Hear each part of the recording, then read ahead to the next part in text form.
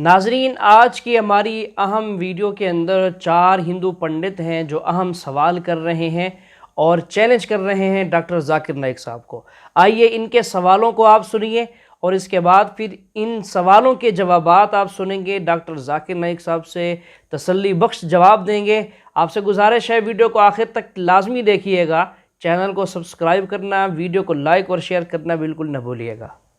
वो जो शिक्षा वहां दिखा रहे हैं हिंदू के नाम से प्रचारित करके, वो सनातन धर्म ग्रंथों में नहीं है। इतना ही नहीं, जाकिर नाइक जब वो यहां पर था तो लोगों ने बड़ा प्रचारित किया, जाकिर नाइक बड़े तार्किक बातें करता है, जाकिर नाइक ही इस देश का मुस्लिमकरण कर देगा अकेला, जाकिर नाइक से कोई बहस नहीं कर सकता। उस जाकिर नाइक की इतनी औकात नहीं है किसी भी विषय पर कभी भी। और मैंने तो ये तक कह रखा वीडियो में कि किसी माइकल आल में हिम्मत हो तो डिबेट करवा दे और जिस देश में रहता है हमारी फ्लाइट बुक करवाए, हमारी सिक्योरिटी का ध्यान रखे, हम आएंगे, हम करेंगे।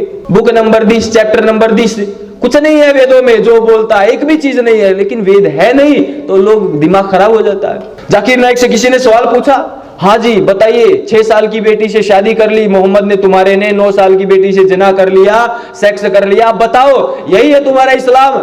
तो उसने एक जवाब दिया कि देखिए कुछ बच्चियां ऐसी होती हैं, ये साइंस सिद्ध कर रही, मैं नहीं, कि वो जल्दी रजस्वला हो जाती हैं, पीरियड्स का टाइम जल्दी आ जाता है, तो फिर उनके साथ हम कर सकते हैं। अब लोगों ने ताली बजानी शुरू कर दी, हिंदू भी पागल लल्लू है, सेक्युलर है, हाँ भाई साइंटिफिक जवाब दिया, तर्क है। उन मूर्खों को ये नहीं पता वो बेटी जो है वो इसीलिए पैदा हुई है क्या? उसके अंग अभी पके नहीं है, वो खेली कूदी भी नहीं है, उसको पढ़ना लिखना नहीं है, माता पिता के साथ नहीं रहना, उसको यही काम है क्या? वो पैदा इसीलिए होती है क्या? ये इस्लाम की हकीकत बता रहा हूं आपके सामने।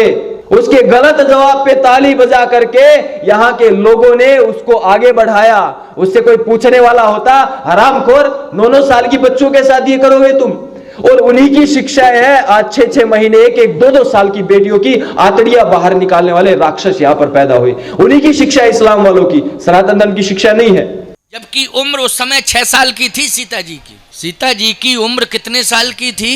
6 साल की। आप कहोगे महाराज क्या बोल रहे हो आप? अरे हम ठीक ही बोल रहे हैं, खराब गलत गड़बड़ बोल रहे हैं क्या? 6 साल की, हाँ। भगवान राम में और सीता जी में 9 वर्ष का अंतर। 15 वर्ष की अवस्था राम जी की है विवाह के समय और 6 वर्ष की अवस्था सीता जी की। अभी एक बहस चल रही थी माता सीता और श्री राम जी के विवाह को लेकर। माता सीता 6 वर्ष की थी जब उनका विवाह हुआ था, क्या ये बात सच है? माता सीता के विवाह की जो उम्र है, राम जी तो 16 वर्ष के थे। राम जी 16 वर्ष के, माता सीता 6 वर्ष। माता सीता 6 वर्ष की थी, ऐसा कहीं लिखित नहीं है। ये बताया एक गुरुजी हैं मानते हैं ऐसा, पर माता सीता की भी उम्र रही है, उस समय उम्र थी। 5 कोई कहता 5 साल, कोई कहता 6 साल। बाल विवाह हुआ था? बाल विवाह हुआ था उस जमाने में। देखो ऐसा है, जो हमारी भारतीय परंपरा रही है, पहले विवाह हो जाता था छोटे छोटे बच्चों का, पर विदाई होती थी बाद में, जब वो हो जाते थे अपनी उम्र में। अब ईसाइयों की बात आए तो उनका एक पैगंबर लूत है, अपनी बेटियों को के साथ जिना करता है और बालक पैदा करता है। ये शिक्षा किसकी है? महिलाओं का अपमान किसने करना सिखाया? हमारे यहाँ ये नहीं है जो उनके नाटकों में, लीला में या नेटफ्लिक्स पे दिखाया जा रहा है, हमारे नहीं है। ये मुसलमानों में है, ये ईसाइयों में, ये कम्युनिस्टों में है। हमारे यहाँ कुछ नहीं है इस प्रकार की चीजें। लूत अलैहिस्सलाम कुरान में लिखा है कि अल्लाह के पैगंबर है, ठीक है। जब मैं बाइबल पढ़ता हूं, बाइबल में लिखा है कि लूत अलैहिस्सलाम ने जिना किया अपनी बेटियों के साथ। जो आपके शास्त्र में लिखा है उससे बड़ा गुनाह लिखा है बाइबल में। तो मैं क्या कहता हूं, वो बाइबल में गलत लिखा है। लूत अलैहिस्सलाम पे मैं इल्जाम लगा ही नहीं सकता हूं, क्योंकि लूत अलैहिस्सलाम अल्लाह के पैगंबर है। अब समझिए ना। तो मैं कहता हूं कि वो चीज जो बाइबल में है वो मिलावट है। अल्लाह के पैगंबर कभी भी अपनी बेटियों के साथ जिना नहीं कर सकते। तो मैं कहता हूं लूत अलैहिस्सलाम पैगंबर है, लेकिन वो चीज गलत है। जहां तक कि श्री कृष्ण का सवाल है, श्री कृष्ण का नाम कहीं भी कुरान में नहीं आया है, कहीं भी हदीस में नहीं आया है। लेकिन हमारे पैगंबर मोहम्मद सल्लल्लाहु अलैहि वसल्लम आखिरी पैगंबर फरमाते हैं कि दुनिया में 1,24,000 पैगंबर आ चुके। तो कोई मुझसे पूछता है क्या श्री कृष्ण पैगंबर हो सकते? तो मैं कहता हूं मुझे पता नहीं, हो भी सकते नहीं भी हो सकते। मैं जानता हूं श्री कृष्ण के बारे में, मैं राधा के बारे में भी जानता हूं, श्री कृष्ण की कितनी बीवियां दो भी जानता हूं। श्री कृष्ण की 8 बीवियां थी, बाद में जंग के मैदान में 16,100 बीवियों से शादी किया। कुल मिला के उनके पास थे 16,108 बीवियां। कितनी?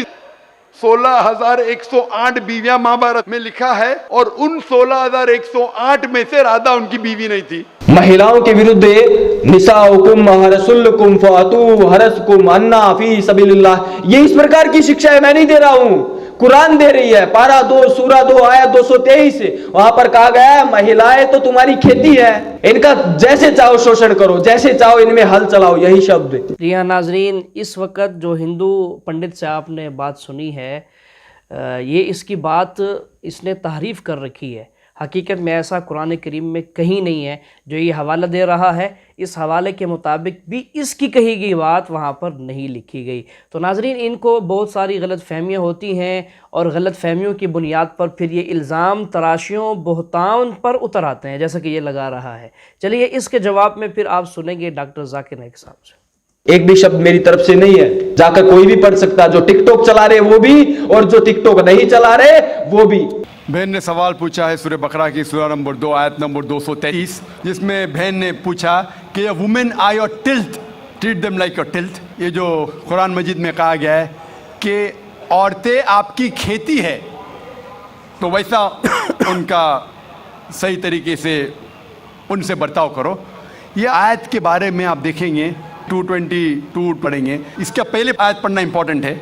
When they ask the concerning menstrual cycles, जब वो पूछते हैज़ के बारे में, तो अल्लाह ताला फरमाते कि हैज़ के हालत में आप उनके पास मत जाओ।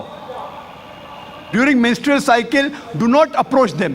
क्यों? क्योंकि हैज़ के हालत में जब खून बहता है, आज की मेडिकल साइंस कहती है कि चांसेस है जब आप उनके पास जाएंगे इस हालत में तो औरतों को तकलीफ होगी। उसके अलावा बीमारी फैलने के हाई चांसेस है खून के जरिए, इसीलिए उनके पास मत जाइए, वरना औरतें आपकी खेती है, आप जब चाहे जा सकते हैं, मतलब वो आपकी है, आपके लिए। और कुरान में आप पढ़ेंगे उसके पहले सूरह बकरा में सूरा नंबर 2 आयत नंबर 187 में कहा गया है हुन्ना लिबासुल लकुम व अंतुम लिबासुल लहुन्ना, आप उनके लिबास है, वो आपकी लिबास है। मतलब आपकी बीवियां आपके लिबास है और आप अपनी बीवियों के लिबास है। लिबास का मतलब गारमेंट्स, मेन मकसद है लिबास का कवर करना, प्रोटेक्ट करना, छुपाना, ब्यूटीफाई करना, ये काम है मियाँ बीवी का।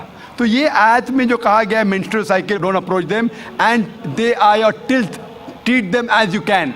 और इसके और कई मानी हैं जो medically we can prove. A land, जब हल चलाते हैं तो हल चलाने के लिए आपको पता है कि बैल के पीछे एक सख्त चीज़ होती है, लकड़ी। उस तरीके से आप, there are various different meaning that be careful. जो ज़मीन रहती है it is very soft, the soil is soft, संभाल के आप ट्रीट कीजिए, संभाल के उनके पास अप्रोच कीजिए।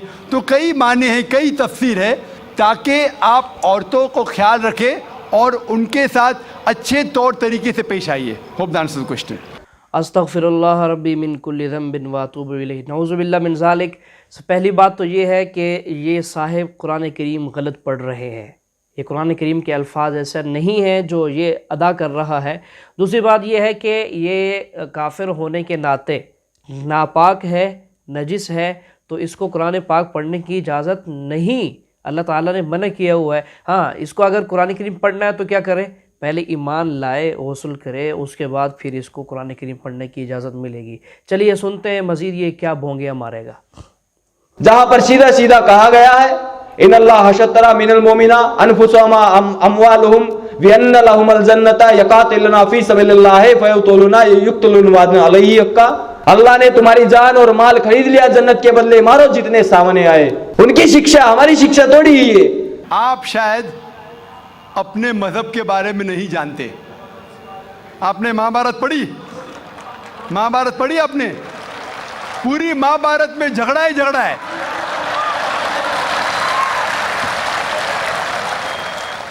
बाकी मजहब के ने अपने आपस में।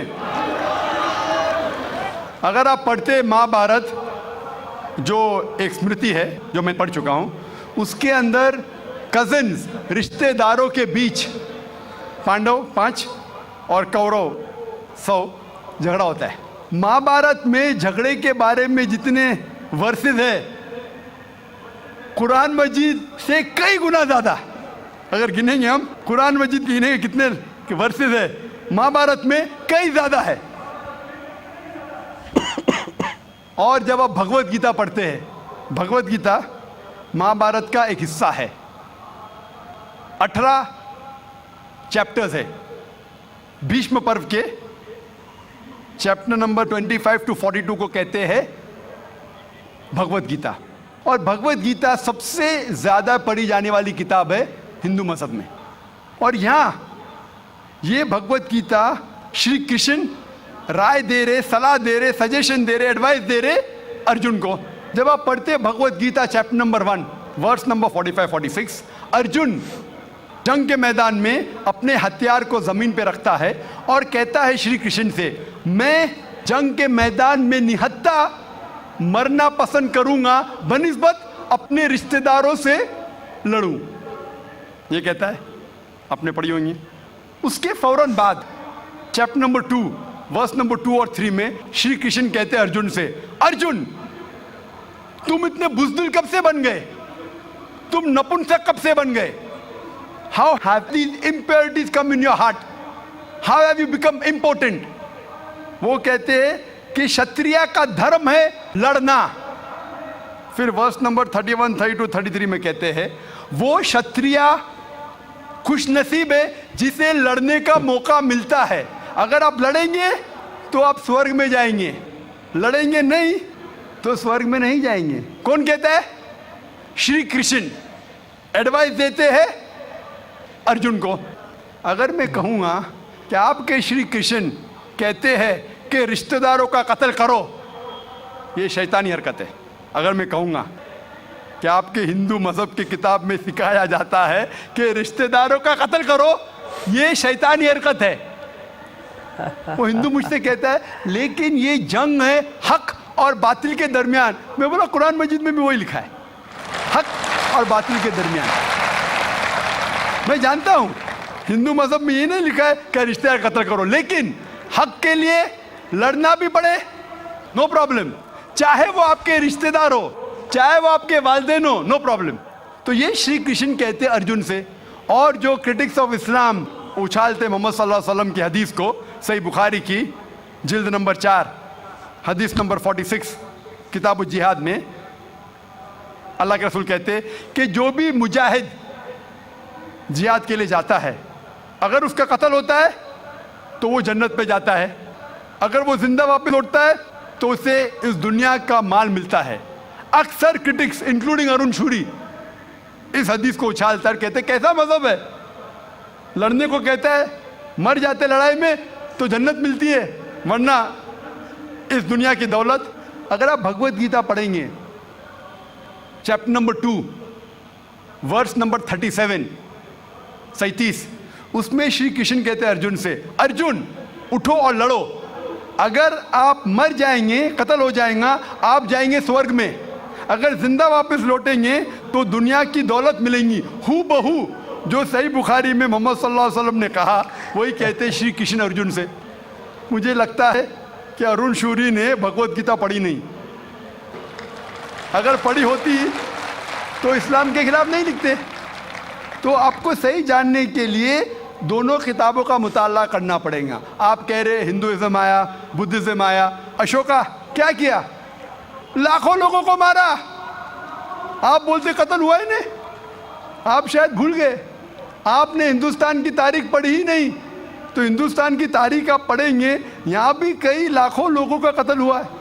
ना ही सिर्फ महाभारत के अंदर लिखा है, आप देखेंगे अशोका, फिर वो दुनिया को त्याग करता है। आपने पंडितों के सवाल भी सुने और उस पर जवाबात भी सुने। सबसे पहला जो सवाल था उसका जवाब आपने डॉक्टर साहब से नहीं सुना, आप ताज्जुब में होंगे। उसका जवाब दूसरे पंडित की ज़बानी आप सुन चुके हैं। उस पंडित ने बताया कि हमारी जो सीता थी उसकी शादी 6 साल की उम्र में थी और राम उस वक़्त बड़ी उम्र के थे।